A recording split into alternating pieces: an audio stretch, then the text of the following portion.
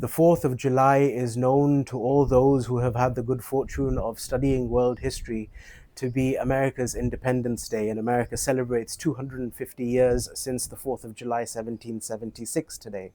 But for those even more fortunate who have had the privilege of studying the life and works of the great acharyas, gurus, saints, sadhus, and darshniks of the Sanatana Dharma, they know the significance of 4th of July for another reason. On the 4th of July 1902, Swami Vivekananda entered Mahasamadhi, the same Swami Vivekananda whose triumph at the World Parliament of Religions is now legendary. It was at this parliament that Swami Vivekananda spoke 5 words to the parliament, sisters and brothers of America, and forced every soul to stand up in awe-inspiring admiration.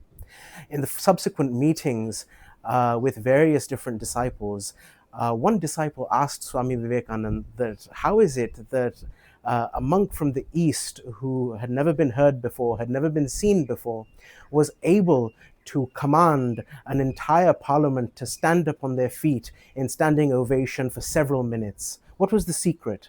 To this, the great Swami replied that it was years of penance and the practice of brahmacharya that allowed him, for those brief moments, to channelize the adhyatmic energy of his guru, Sri Ramakrishna Paramhans, and forced every soul to stand up from their seats and clap. This, of course, is a magnificent adhyatmic feat that was told by the great Swami, but it was in the following days that Swami Vivekananda realized his true calling.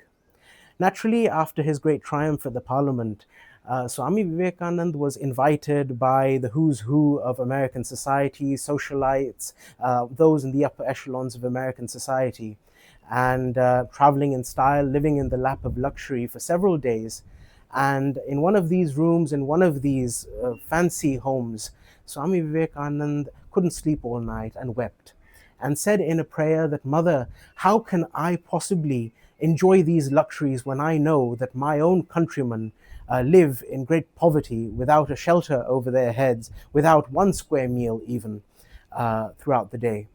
And he said that this was the turning point in his life, when he realized that true adhyatma is the upliftment of people.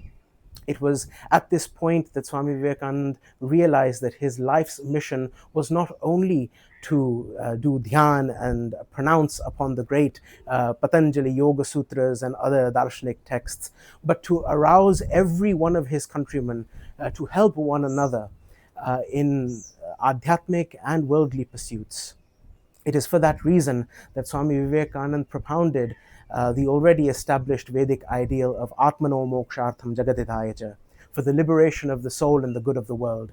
And it is for that reason that he remains an inspiration to generations after him who know him as the lion among monks. Mahadev.